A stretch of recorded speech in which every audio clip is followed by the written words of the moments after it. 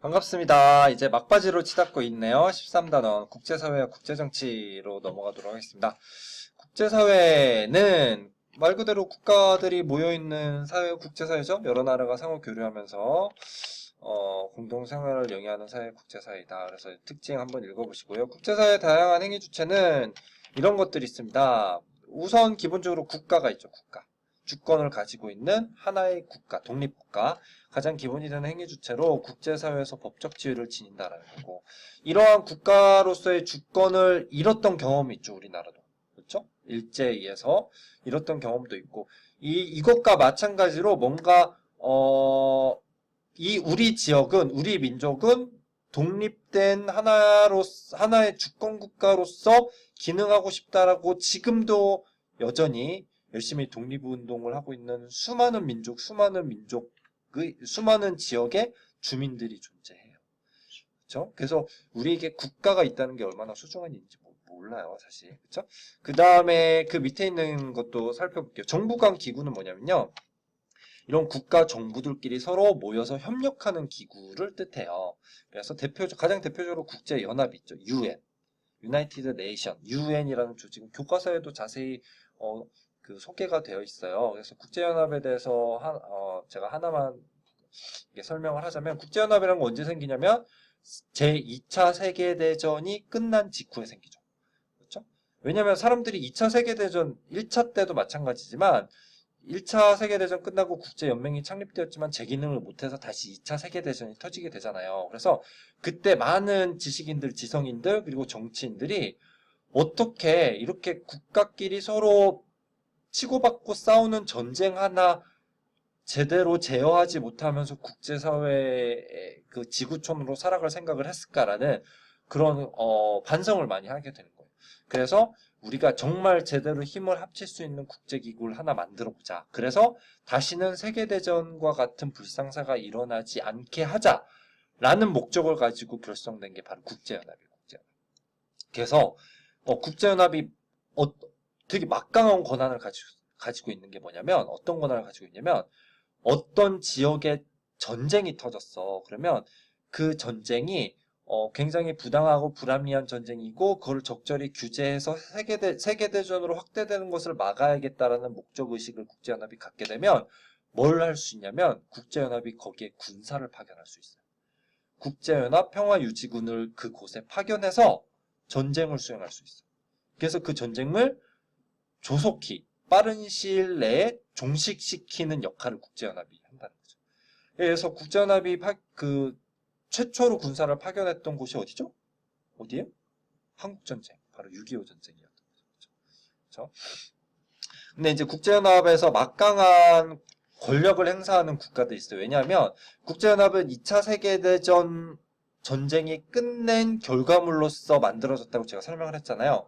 그렇기 때문에 국제연합의 가장 파워를 행사할 수 있는 그 안전보장이사회라는 그 조직의 상임 이사국을 맡고 있는 국가가 5개가 있어요. 그 5개가 어디냐면 러시아, 중국, 미국, 영국, 프랑스, 이렇게 5개 국가. 왜 이 5개 국가가 안보리, 그 안전보장이사회를 줄여서 안보리라고 하거든요. 안보리의 상임이사국이 되었을까요?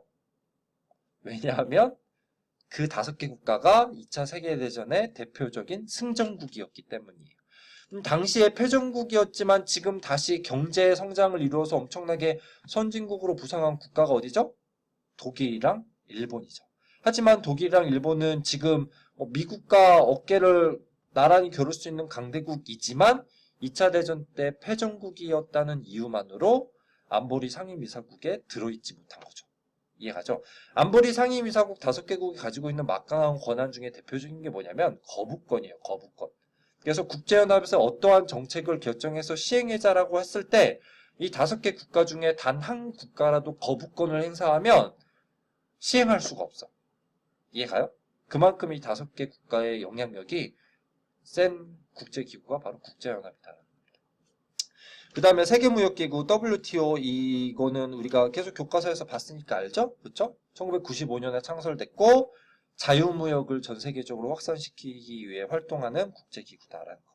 그 다음에 유엔연합, EU라고 하죠. EU는 이제 유럽의 경제적이고 정치적인 그런 어떤 그런 연합체 형성으로 인해서 쉽게 표현하면 전 세계에 가서도 이제 유럽의 영향력이 세게 작동할 수 있도록 이제 서로 이제 힘을 합쳐서 뭔가를 하는 거죠. 그게 유럽연합인데 최근에 유럽연합이 뉴스에 자주 등장했던 이유가 영국이 유럽연합으로부터 탈퇴를 했죠. 그거를 이제 브렉시트라는 용어로 그 국민투표를 통해서 그렇게 결정이 되고 그게 이제 우리나라 뉴스에 한동안 되게 시끌시끌하게 나왔었어요. 아마 한 번쯤은 들어보셨을 겁니다. 그 다음에 나오는 게 국제 비정부 기구죠. 비정부 기구는 말 그대로 정부의 영향력이 개입되지 않는, 그러니까 국내로 따지면 시민단체와 같은 기능을 하는 그런 국제 기구를 국제 비정부 기구라고 하죠. 대표적으로 이제 국경 없는 의사회, 그린피스, 국제사면위원회, 엠네스티라고 하죠. 이런 기구들이 국제 비정부 기구로서의 역할을 충실히 하고 있어요. 그다음에 다국적 기업에 대해서는 우리 이미 살펴본 적이 있습니다. 이것도 역시 국제사회의 다양한 행위 주체 중에 하나일 수 있겠죠. 그렇죠? 그다음에 영향력이 강한 개인도 국제사회를 움직이는 행위 주체일 수 있어.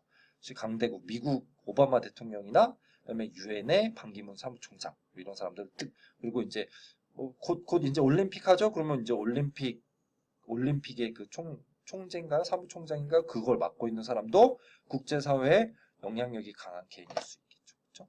그래서 그거에 대해서 살펴봤고요. 국제사회에서는 여러 가지 성격을 가지고 있는 경쟁과 갈등이 벌어지고 있습니다. 그래서 이 경쟁과 갈등이 격화되어서 뭐 전쟁이나 그런 학살이나 이런 걸로 이어지지 않게끔 적절히 국제사회가 공조 노력을 하고 있다. 라는 이야기를 하고 있어요. 그래서 우리가 어떤 자세를 가져야 되느냐 이런 얘기 나와 있고 그러면 그 다음 내용은 뭐냐면요. 우리나라가 과연 다른 이웃 주변 국가들이랑 어떤 갈등을 겪고 있느냐에 대한 내용이에요. 그래서 여러분들은 다 잘 알고 있어요. 중국과는 역사 문제, 동북공정 중국이 이 조선족들이 머물고 있는 이 만주 연해주 지역의 역사를 중국 자국의 역사를 편입시키기 위해서 이제 고구려 민족은 중국의 소수민족이었다 이런 식으로 이제 말도 안 되는 그런 역사 서술들을 하고 있죠. 그런 것들이 중국이 굉장히 그런 것들을 많이 해요. 그래서 동북공정뿐만이 아니라 이제 신장 외율족의 자치구 지역에 대해서 서북공정, 그 다음에 이제 신장 티베트 자치구에 대한 선안공정. 이 서북공정, 선안공정하고 있는 이 지역의 경우에는 여기에 이제 머무르고 있는 소수민족들이 독립운동을 정말 열심히 하고 있어요. 근데 그걸 중국이 계속 무력으로 진압하고 있는 상황이에요. 그래서 이거를 어떻게 해결하는가도 사실 국제사회의 큰 문제다라고 할 수 있고요. 그 다음에 이어지는 우리나라의 주변 이웃 국가들과의 갈등이 대표적인 이제 일본과의 독도 영유권 문제죠. 그렇죠? 독도 문제에 대해서는 우리가 이미 살펴본 바가 있으니까 넘어가도록 하겠습니다. 그러면 이렇게 우리가 일본과 중국과 또 향후에 뭐 러시아와 갈등을 일으킬 수도 있는 것이고요. 최근에는 이제 그 미국의 사드 시스템을 우리나라 성주 지역에 설치를 한다고 해서 또 중국이랑 그 갈등이 격화가 되고 있는 상황이에요. 그럴 때 우리는 어떤 자세로 대응할 것인가? 중요한 얘기가 여기 나와 있어요. 감정적인 대응보다는 냉정하고 논리적인 접근 자세. 그래서 어떤 것이 우리나라 국익과 우리나라 국민들의 행복에 더 적절한 결과를 불러올 것인지에 대해 충분히 고민하고 냉정하게 접근해야 된다라는 게 우리의 필요한 대응 자세가 되겠죠. 그렇죠? 기출문제 한 문제 풀고 이번 시간 마치도록 하겠습니다. 자, 가에 들어갈 내용으로 적절한 것은 평화를 위한 노력, 2차 세계대전 배경이었고요.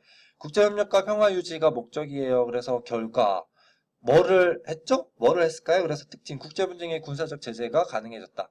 제가 설명드렸죠? 뭐예요? 국제연합이 창설된 거죠. 그렇죠? 유엔이 창설된 배경과 특징에 대해서 물어보는 문제였습니다. 작년도 연합고사 문제였고요. 네, 그러면 오늘은 이것으로 설명 마치도록 하겠습니다. 수고하셨습니다.